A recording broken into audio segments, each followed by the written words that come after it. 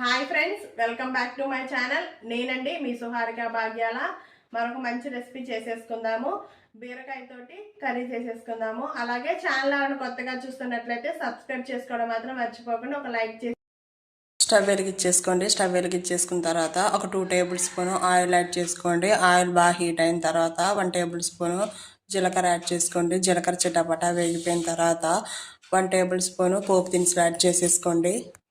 సన్నగా కట్ చేసి పెట్టుకున్న ఒక ఉల్లిపాయ, అలాగే ఒక 2 పచ్చిమిర్చి అండి. ఈ పచ్చిమిర్చిని కూడా ఇలా యాడ్ చేసేసుకోండి. మొత్తం అంతా ఇలా గోల్డ్ కలర్ వచ్చే విధంగానే వేపేసుకోండి. అలా వేపేసుకున్న తర్వాత 1 స్పూను పసుపుని యాడ్ చేసేసుకోండి. ఇలా పసుపుని యాడ్ చేసుకున్న తర్వాత మొత్తం అంతా ఇలా మిక్స్ చేసేసుకోండి ఒకసారి.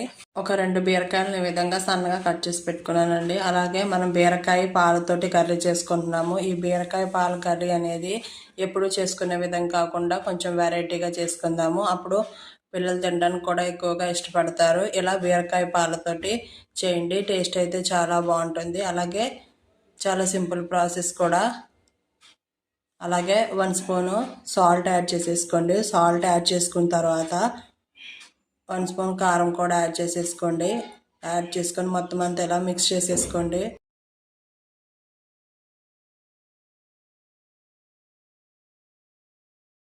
టెన్ టు 20 మినిట్స్ పాటు ఇలా మీడియం ఫ్లేమ్లో మూత పెట్టేసుకోండి. మూత పెట్టేసుకొని ఈ విధంగా మొత్తం అంతా ఇలా మగ్గిపోవాలండి. ఇలా మగ్గిపోయిన తర్వాత మనం పాలను ముందుగానే వేడి చేసుకొని ఈ విధంగా చల్లారి పెట్టుకోవాలండి. 1 గ్లాసు పాలు తీసేసుకోండి.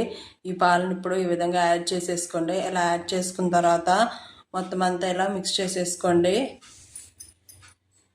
పాలతోటి కర్రీ కాబట్టి కారం ఇవన్నీ వేస్తాం కాబట్టి కొంచెం విరిగిపోయినట్టు కనిపిస్తుంది, కానీ టేస్ట్ అయితే చాలా బాగుంటుందండి.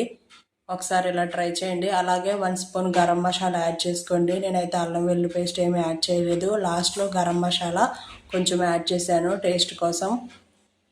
ఇలా మొత్తం అంతా రెడీ అయిపోయింది చూడండి. పాలతోటి కర్రీ సింపుల్ ప్రాసెస్. అలాగే ఈ కర్రీ అనేది చాలా టేస్టీగా చాలా స్పెషల్గా ఉంటుందండి.